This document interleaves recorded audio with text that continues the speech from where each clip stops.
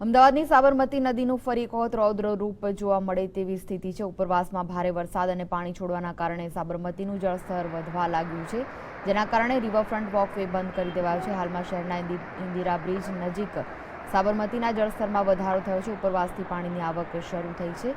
ઉપરવાસમાં ભારે વરસાદ થતાં પાણીની વધુ આવકના પગલે ધરોઈ ડેમમાંથી છોડાયું છે। સલામતીના ભાગરૂપે તંત્ર દ્વારા વાસણા બેરેજના દરવાજા ખોલી નાખ્યા હતા। ઉપરાંત નીચાણવાળા વિસ્તારો જેવા કે ફતેવાડી, શાહવાડી, વણઝર, બાકરોલ, કમોડ, પીરાણા ખાતે રહેતા લોકોને એલર્ટ કરવામાં આવ્યા છે।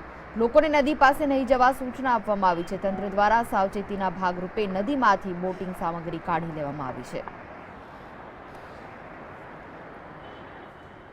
ધરોઈ ડેમમાંથી 54,000 કરતાં વધુ ક્યુસેક પાણી અમદાવાદની સાબરમતી નદીમાં છોડવામાં આવ્યું છે। તમે જોઈ શકો છો કે જે પાણી છે તે પાણી અમદાવાદ ખાતે આવી પહોંચ્યું છે। જે સાબરમતી નદી છે તેને ખાલી કરી દેવામાં આવી હતી, તે ધીમે ધીમે ભરાઈ રહી છે અને ટૂંક જ સમયમાં જે નદી છે તે નદી બે કાંઠે વહેતી જોવા મળશે। નદીને બે કાંઠે વહેતી જોવા માટે જે લોકો છે તે લોકો અહીં ઉમટી રહ્યા છે અને ટૂંક જ સમયમાં જે નદી છે તે નદીનો સુંદર નજારો જોવા મળશે। કેમેરામેન ભીખાભાઈ વ્યાસ સાથે ઝલક અધ્યારું, GSTV, અમદાવાદ।